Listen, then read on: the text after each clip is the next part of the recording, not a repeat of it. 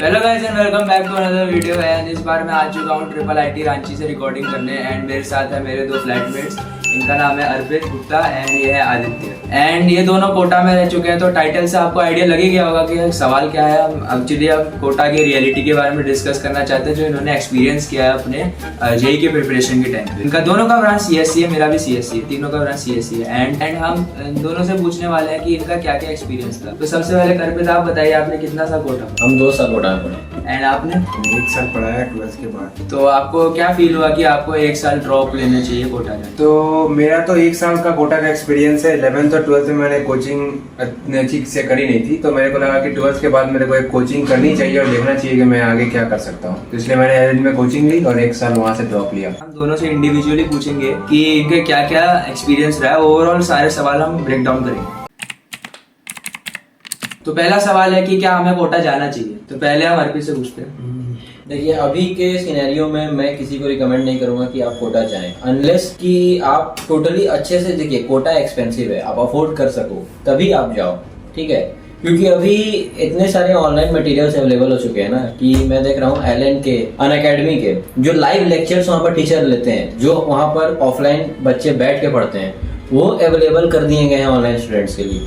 तो that is the best thing कि कोई क्यों जाए फिर, अगर वो सेम कंटेंट आपको अवेलेबल हो जा रहा है घर पे। मैं जानता हूँ कि अनअकैडमी के कोर्सेज अभी 9-10 हज़ार रुपये स्टार्टिंग में बिक रहे थे, जो कि मैंने बहुत हाई रेट्स पे लिया था ऑफलाइन कोचिंग, ठीक है। और क्योंकि अभी का, पहले लोग बोलते थे कि कोटा माहौल देता है, नो डाउट कोटा माहौल देता है, क्योंकि वहाँ पर सारे बच्चे ही हैं। जो आप एरिया में जाओगे सारे पढ़ने वाले बच्चे ही हैं, वहाँ लिविंग पॉपुलेशन आपको नहीं मिलेगी, लेकिन वहाँ बहुत सारे चैलेंजेस भी है। तो जो एक्चुअली बच्चे अफोर्ड कर सकते हैं और जो सीरियस हैं, उन्हीं को वहाँ जाना चाहिए, नहीं तो सेम कंटेंट आपको घर पे भी अवेलेबल है। तो हम यही सेम सवाल अब आदित्य से पूछते हैं। देखिए, तो मेरे हिसाब से तो उन्होंने बिल्कुल सही कहा है, जो अफोर्ड कर सकते हैं उन्हें ही जाना चाहिए कोटा, पहली बात तो। बट मेरा रिकमेंडेशन रहेगा कि कोटा जाने में कोई बुराई नहीं है। कोटा आप जाओगे तो मेरे हिसाब से तो हमेशा कुछ ना कुछ तो आप कोटा से सीख के ही आओगे। कोटा जाना, आप कोटा जाओगे तो सिर्फ पढ़ाई की बात नहीं है, आप फैमिली से दूर जा रहे हो, आपके ऊपर रेस्पॉन्सिबिलिटीज आएगी। जब आपके हाथ में खुद पैसा आएगा खर्च करने को, तो आप अपने रिस्पॉन्सिबल होगे कि पैसे की कीमत क्या होती है। कोई नहीं होते हैं, मुझे पता है कि कोई अंधा पैसा खर्च करते कहीं पर आपको वो रिस्पॉन्सिबिलिटी आएगी। कोटा आपको बहुत चीज़ सिखा देगा पढ़ाई के अलावा। तो मेरे हिसाब से कोटा जाना is never a bad option. तो कोटा तो जाना चाहिए, अगर अफोर्ड कर सकते हो आप तो ज़रूर जाएं। नो डाउट ऑनलाइन कोचिंग आपको उतना ही कंटेंट ऑनलाइन दे रही है, कोटा में भी आपको उतना ही कंटेंट मिल रहा है, नो डाउट, क्योंकि मैंने ऑनलाइन ऑफलाइन दोनों करा है। ऑनलाइन में उतना ही कंटेंट देता है, बट वो सीरियसनेस कुछ लोगों में होती है। अगर आप उतने सीरियस हो कि आप डेली सुबह उठ के लैपटॉप या फिर मोबाइल ऑन करके आप पढ़ पा रहे हैं, तो दैट्स इट, आपको जाने की जरूरत नहीं है। पर बहुत सारे बच्चों में ऐसा होता है कि वो नहीं पढ़ पाते हैं, तो उनको तो कोटा जाना ही चाहिए, बहुत चीज़ सीख जाएंगे वो वहाँ से।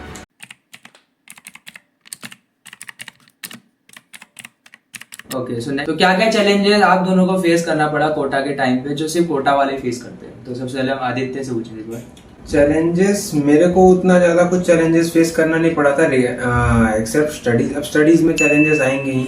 शुरुआत में आप उतना पढ़ के जा नहीं रहे, जैसे 11th-12 में मैंने उतनी स्टडी करी नहीं थी, तो अचानक से आकर के इतना लोड, डेली 6:30 बजे से क्लास रहती थी, 2 बजे तक क्लास खत्म होती थी, फिर उसके होमवर्क्स, डीपीपीज एंड ऑल। तो चैलेंजेस तो शुरुआत में बहुत ज़्यादा आएंगे, बहुत ज़्यादा हेडेक भी होगा, बट वही, आप हार नहीं मानोगे तो होगा आपसे। और आपको क्या चैलेंजेस फेस करने पड़े थे 11th-12th में? देखिए, मैं 12th और ड्रॉप ईयर में कोटा में था, तो 11th में क्योंकि हम लोग के टाइम पे तो वो कोरोना आ गया था, तो क्लासेस बहुत लेट से शुरू हुई थी, तो मैंने कोचिंग ज्वाइन नहीं की थी। 12th में मैंने कोचिंग ज्वाइन की, तो स्टार्टिंग 11th का बेसिक्स मेरा उतना अच्छा से क्लियर नहीं था, तो मैंने ऑनलाइन 11th पढ़ा था, क्योंकि वो उस टाइम कोरोना का पीरियड था, तो हम लोग उतना ध्यान देते नहीं थे।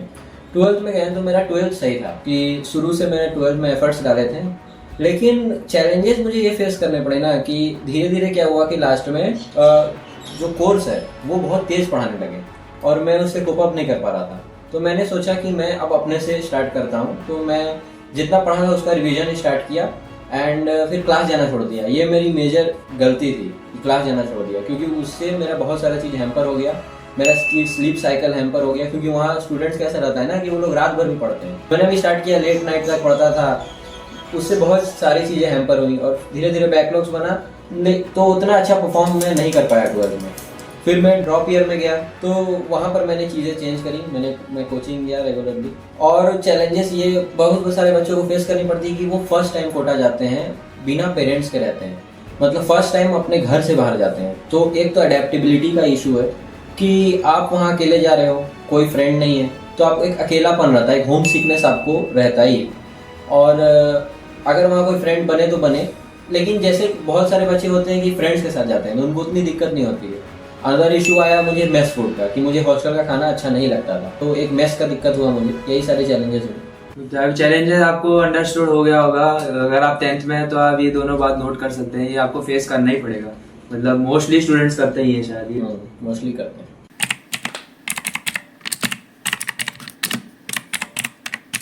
तो तीसरा क्वेश्चन है कि वहाँ का बैच सिस्टम में कोई प्रॉब्लम है क्या? देखिए, मैं पहले 12th में एलएन में था, फिर मैं ड्रॉप ईयर में मोशन में गया, ठीक है।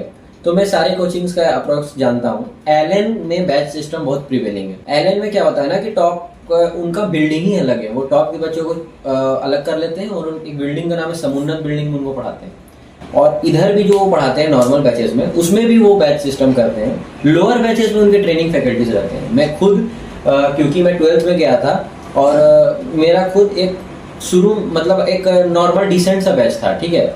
लेकिन क्या हुआ ना कि बीच में कोटा में ये सिस्टम है ना कि कभी टीचर्स छोड़ देते हैं। कोटा कोचिंग बहुत अनस्टेबल है। मेरे कोचिंग से बहुत सारे मेरे क्लास के टीचर्स ने छोड़ दिया था सेमेस्टर के बीच में, और वो अनअकैडमी कोचिंग बना था वहाँ पर।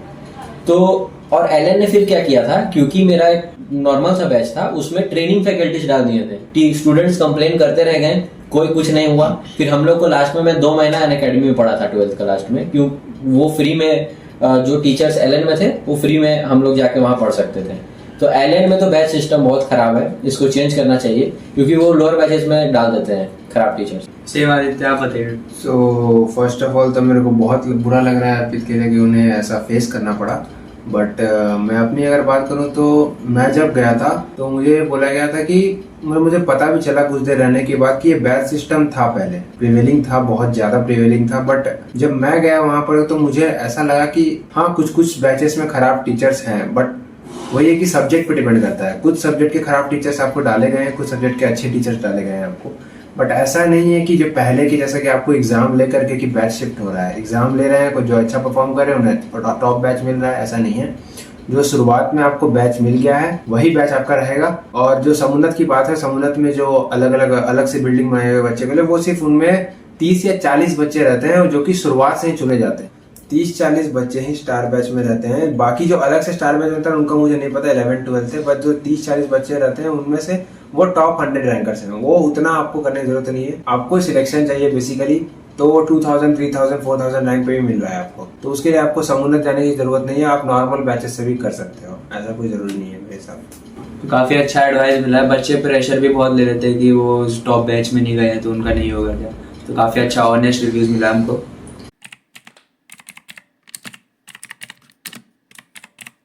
नेक्स्ट क्वेश्चन है कि वहाँ का हॉस्टल एंड मेस का सिचुएशन कैसा है? बहुत गंदा है हॉस्टल का तो सिचुएशन मैं आपको बताऊंगा। हॉस्टल आप ले रहे हो तो बहुत महंगा में आएगा। महंगे ही लोग अगर थोड़े से भी सस्ते कर रहे हो तो हॉस्टल का जो मेस का क्वालिटी है वो इतना ज़्यादा गंदा। आपको शुरुआत में पेरेंट्स जाएंगे आपके साथ, तो फर्स्ट डे आपको जो टेस्ट कराएंगे वो खाना, और जो एंडिंग होते या मिड में आते जो खाना आपको मिलेगा उसमें ज़मीन आसमान का फ़र्क रहेगा। बहुत तेल, बहुत ज़्यादा, मतलब बहुत ख़राब होता है मेस का क्वालिटी। अगर आपको लेना ही है तो आप पीजी लीजिए और ओपन मेस खाइए। ओपन मेस में फिर भी खाने की क्वालिटी खाने की क्वालिटी बेटर रहती है उसमें। I am also agreeing with him that देखिए, शुरू में आपको अच्छा खाना खिलाते हैं, फिर बाद में क्वालिटी डिग्रेड हो जाती है। तो पीजी ले और ओपन मेस में खाना खाए, यही बेटर रहेगा। मैंने भी यही किया था। क्योंकि शुरू में मैंने हॉस्टल ले लिया था क्योंकि मैं एक फ्रेंड के साथ गया था। और क्या होता है ना कि हॉस्टल्स में पहले वो एक एग्रीमेंट करा लेते हैं कि आप 10 महीने के पहले हॉस्टल नहीं छोड़ पाते हैं। That is also very bad trap. तो उसमें आपको नहीं पढ़ना है। आप शुरुआत में ही उनसे क्लियर कर लो कि 10 महीने का है, कि अब मैं अगर मुझे खाना पसंद नहीं आए तो मैं क्या मैं हॉस्टल से हटवा सकता हूँ, ये भी होता है, हॉस्टल वाले मेस हटा देते हैं, वो कुछ प्राइस होता है वो माइनस कर देते हैं और आप ओपन मेस में खा सकते हैं। ये कुछ कुछ हॉस्टल्स में होता है, पहले बात करना मेरे पड़ेगा। हॉस्टल में हुआ था। हाँ, तो that you can see and फिर आप यही एडवाइस है कि पीजी लो। तो ये छोटी छोटी डिटेल्स आपको ध्यान रखनी पड़ेगी अगर आप वहाँ जा रहे हैं, तो ये जो बहुत इंपॉर्टेंट है जो मिस हो जाता है। वैसे वहाँ का हॉस्टल का प्राइस कैसा है? हॉस्टल का प्राइस है सच, देखिए हर प्रकार के हॉस्टल्स मिलते हैं। सबसे 12,000 13,000 में डिसेंट हॉस्टल मिलता है, Decent? but वो आपको मेस की क्वालिटी बहुत घटिया मिलेगी इसमें। नहीं, देखिए 12-13 हजार बहुत ज्यादा प्राइस हो गया एक मिडिल क्लास फैमिली के लिए। एक महीने में 12,000 अफोर्ड करना इज अ बिग थिंग कि वहाँ पर पीजी रहना चाहिए। तो देखिए पीजी सस्ते मिल जाते हैं, हॉस्टल्स भी सस्ते मिलते हैं। अभी क्या सिनेरियो है ना, इस साल का सिनेरियो मैं बताता हूँ कि क्योंकि इतने सारे केसेस आए, पेरेंट्स डर गए हैं, तो वहाँ बच्चे कम जा रहे हैं। आपने न्यूज़ में भी सुना होगा कि कोचिंग्स में 40% का ड्रॉप आया है एडमिशन्स का, तो हॉस्टल सस्ते हो गए हैं अभी। लेकिन जब और अगले साल से सिनेरियो अच्छा होगा तो हॉस्टल्स महंगे हो जाएंगे। बहुत महंगे हॉस्टल भी हैं वहाँ पर, 30,000 पर मंथ के हॉस्टल्स भी हैं और वहाँ पर 5,000 के भी हॉस्टल है और 30,000 के भी हैं। लेकिन पीजीज है हॉस्टल, तो हॉस्टल अभी 7,000 में मिल रहा है विद फूड अभी का सिनेरियो में। मेरा एक फ्रेंड रहता है अभी कहाँ पे? वहीं पर कोटा में। तो वहाँ पे क्या क्या डिस्ट्रैक्शंस फेस करना पड़ता है अदर देन स्टडीज, जो कि आपको ओवरकम करना पड़ेगा, आप बताइए। देखिए सबसे पहला डिस्ट्रैक्शन मेरे सारे दोस्त सुनना चाह रहे होंगे, गर्लफ्रेंड का डिस्ट्रैक्शन, कि आप वहाँ गर्लफ्रेंड बनाओगे कि नहीं। देखिए वहाँ पर आपको ना कीपिंग मतलब एक सपोर्ट होता है कि आप अगर गर्लफ्रेंड, मैंने अगर देखा है कि ये दो तरीके से आप ले सकते हैं, in constructive way and destructive way. See constructive way कुछ ही रख पाते हैं कि आप दोनों पढ़ने वाले हो, that comes out to be a support दोनों के लिए, और दोनों इवेंचुअली क्रैक कर लेते हैं। लेकिन 99% not possible. that's 99% not possible. 99 not, I have seen many of them. That's 80% not possible. 20% possible है, ठीक है। मेरी भी कोई गर्लफ्रेंड नहीं थी क्योंकि मैं वहाँ लेके गया था, मेरे पेरेंट्स ने मतलब मना किया हुआ था, मतलब मैं वैसा मेंटालिटी का नहीं था। लेकिन हाँ, तो अदर डिस्ट्रैक्शंस ये हैं कि देखो, एक होता है कि आप स्मोकिंग ड्रिंकिंग कर रहे हो, वो भी एक तरह का डिस्ट्रैक्शन होता है क्योंकि कोटा में ये ओपनली अवेलेबल है, बच्चों को भी वो दे देते हैं, सारी चीज़ें अवेलेबल हैं। मेन आपको सही रखना है कि that is your friend circle. If your friend circle is good and all are indulge in studies, आप ये सारे डिस्ट्रैक्शंस में नहीं पढ़ोगे और आपका एक फ्रूटफुल जर्नी रहेगा कोटा में। स्टडीज तो स्टडीज ऑब्वियसली डिस्ट्रैक्शन तो नहीं है। डिस्ट्रैक्शंस मेरे हिसाब से आपके पेरेंट्स आपके साथ नहीं है, आप अकेले रह रहे हो वहाँ पर, तो रिस्पॉन्सिबिलिटी एक बनती है। और बहुत जन इरेस्पॉन्सिबल होते हैं, इनफैक्ट 80% इरेस्पॉन्सिबल ही होते हैं।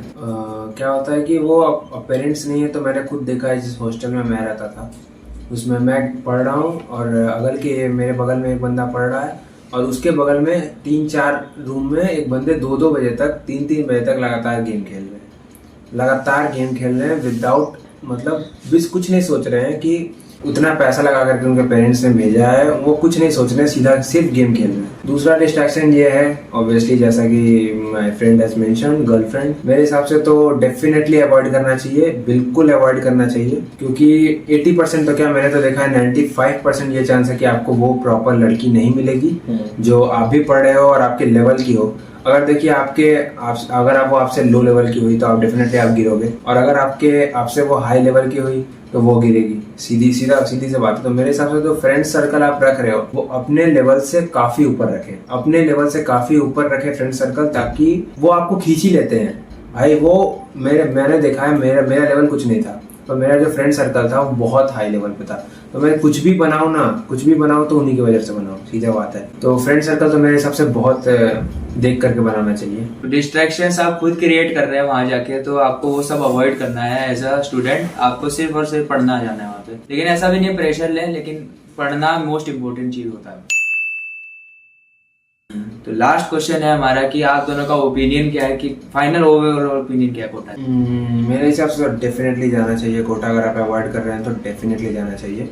अगर आप रिस्पॉन्सिबल हो तो डेफिनेटली पेरेंट्स को देख लेना चाहिए कि मेरा बच्चा कैसा है शुरुआत से ही, कि अगर वो मतलब रिस्पॉन्सिबिलिटी सह सकता है, कुछ ज़्यादा डिस्ट्रैक्ट नहीं होता है ज़्यादा, तो जाना चाहिए। बहुत कुछ सीख जाएगा there is a conflict of interest. मुझे नहीं लगता है कि 11-12 में बच्चों को कोटा जाना चाहिए।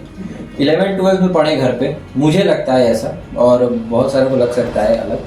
नहीं जाना चाहिए। अब घर पे पढ़ें, इतना अच्छा ऑनलाइन अवेलेबल है, अपना अच्छा करें और फिर जाएं। अगर आप लग रहा है कि आप नहीं दे पाए फुल पोटेंशियल, फिर आप ड्रॉप ईयर में कोटा जाओ, ड्रॉप ईयर में जाओ, लेकिन कोशिश करो कि 12th में ही आप सही कर लो।